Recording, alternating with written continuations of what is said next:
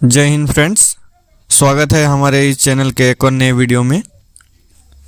इस वीडियो में हम एसएससी जीडी एग्ज़ाम 2022 के लिए expected most important 30 GK question लेकर आ चुके हैं। तो बिना देर किए चलिए क्वेश्चंस को देखते हैं।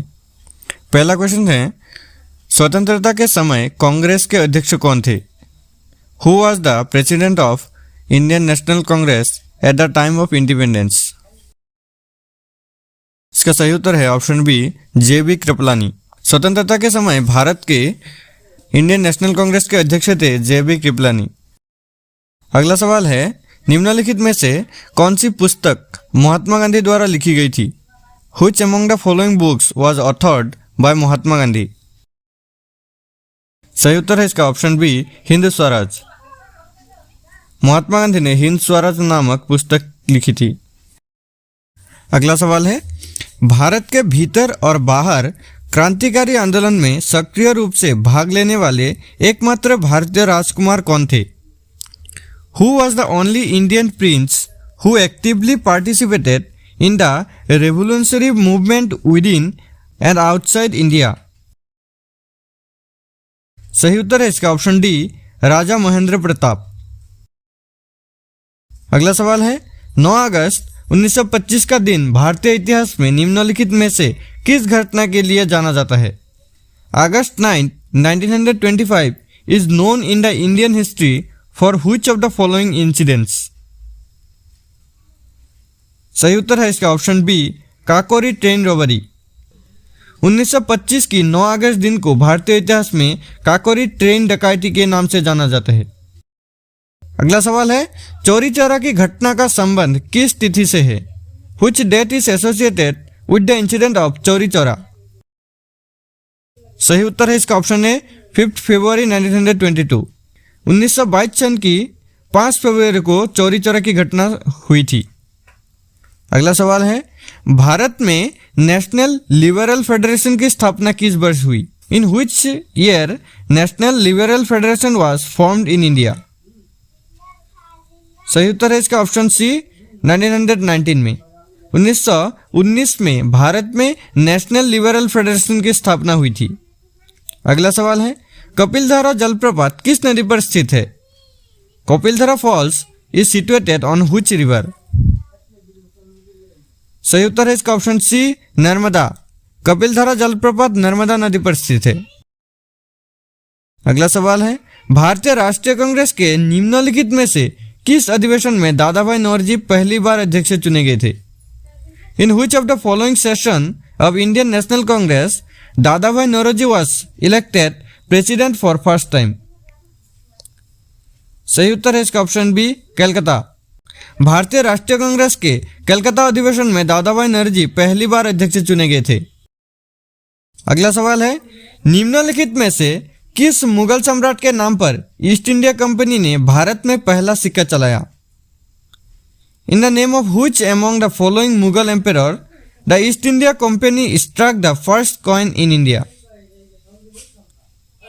सही उत्तर है इसका ऑप्शन बी, फारूक शियर। मुगल सम्राट फारूक शियर के नाम पर ईस्ट इंडियन कंपनी ने भारत में पहला सिक्का चलाया था।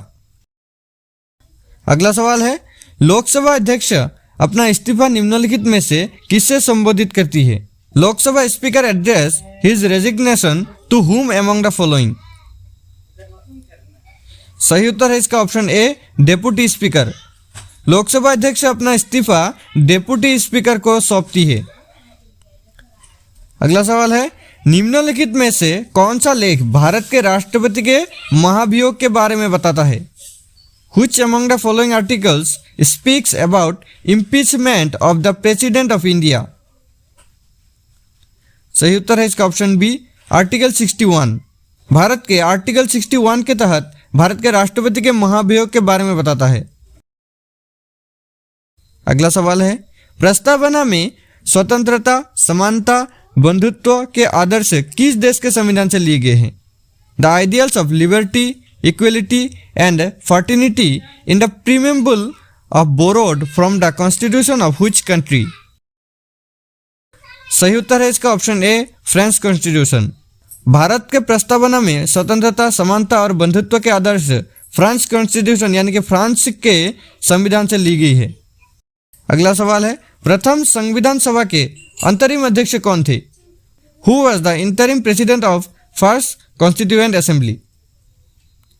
सही उत्तर है इसका ऑप्शन बी, सच्चिदानंद सिन्हा। प्रथम संविधान सभा के अंतरिम अध्यक्ष थे सच्चिदानंद सिन्हा। अगला सवाल है, भारत के निम्नलिखित पूर्व राष्ट्रपतियों में से किसने कभी भारत के किसी राज्य के मुख्यमंत्री के रूप में काम नहीं किया है? Who among the following past presidents of the India never served as a chief minister of a state in India? सही उत्तर है इसका option D, doctor Zakir Hussain. अगला सवाल है, भारत के निम्नलिखित राष्ट्रपतियों में से किसने अपने जीवन काल में एक बार यूनेस्को में भारत का प्रतिनिधित्व किया? Which among the following presidents of India represented India in UNESCO once in his lifetime? सही उत्तर इसका option C, doctor S Radhakrishnan. Doctor Sarvepalli Radhakrishnan ने अपने जीवन काल में एक बार यूनेस्को में भारत का प्रतिनिधित्व किया था। अगला सवाल है, निम्नलिखित में से क्षेत्रफल की दृष्टि से भारत का सबसे बड़ा लोकसभा निर्वाचन क्षेत्र कौन सा है? Which of the following is the largest Lok Sabha constituency of India in term of area? सही उत्तर है इसका ऑप्शन बी, लद्दाख। अगला सवाल है, भारत में न्यायिक समीक्षा की अवधारणा किस देश के संविधान से अपनाई गई है? The concept of judicial review in India is adopted from the constituents of which country? सही उत्तर है इसका ऑप्शन है, यूएसए। अमेरिका के संविधान से भारत का न्यायिक समीक्षा का अवधारण अपनाई गई है। अगला सवाल है, सर्वोच्च न्यायालय ने किस फैसले में कहा था कि प्रस्तावना संविधान का हिस्सा नहीं है? In which judgment supreme court held that preamble is not the part of the constitution? सही उत्तर है इसका option B, Berubari union case. सर्वोच्च न्यायालय ने बेरोबारी यूनियन केस में कहा था कि प्रस्तावना संविधान का हिस्सा नहीं है।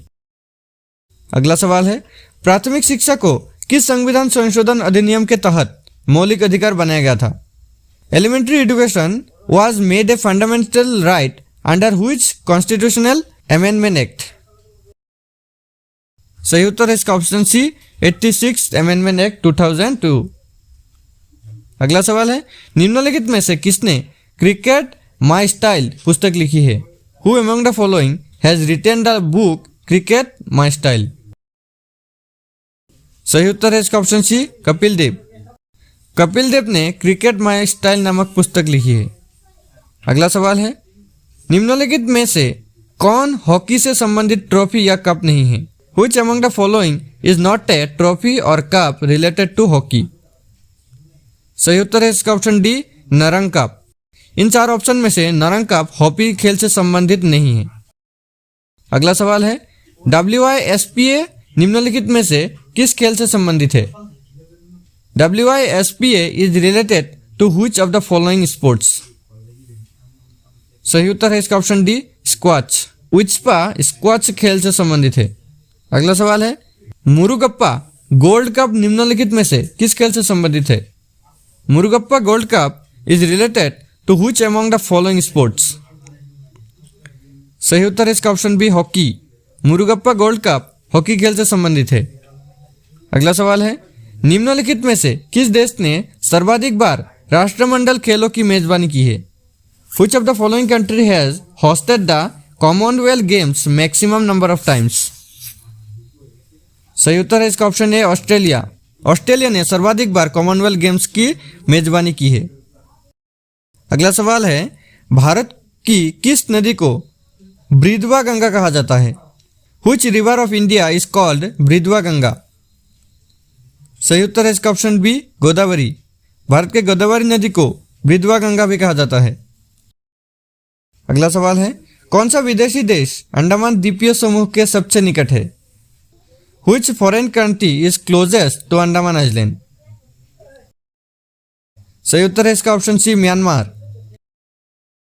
अगला सवाल है, निम्नलिखित में से कौन सी ट्रांस हिमालयी नदी है? Which of the following is a trans Himalayan river? सही उत्तर है इसका ऑप्शन सी, इंडस। सिंध नदी ट्रांस हिमालयी नदी है। अगला सवाल है, बंजर भूमि के तहत सबसे बड़ा क्षेत्र वाला राज्य कौन सा है? Which is the state with the largest area under barren land? सही उत्तर है इसका ऑप्शन ए, राजस्थान। बंजर भूमि के तहत भारत का सबसे बड़ा राज्य है राजस्थान। अगला सवाल है, भारत के किस क्षेत्र को भारत का चावल का कटोरा कहा जाता है? Which region in India is known as the rich bowl of India? सही उत्तर है इसका option B, Krishna Godavari delta region. Bharat के कृष्णा गोदावरी डेल्टा क्षेत्र को भारत का चावल का कटोरा कहा जाता है। अगर ये वीडियो आपको अच्छा लगता है तो वीडियो को एक लाइक कर दे और इसी तरह के और वीडियो पाने के लिए हमारे चैनल को सब्सक्राइब करके बेल आइकन भी दबा दे। जय हिंद, जय भारत।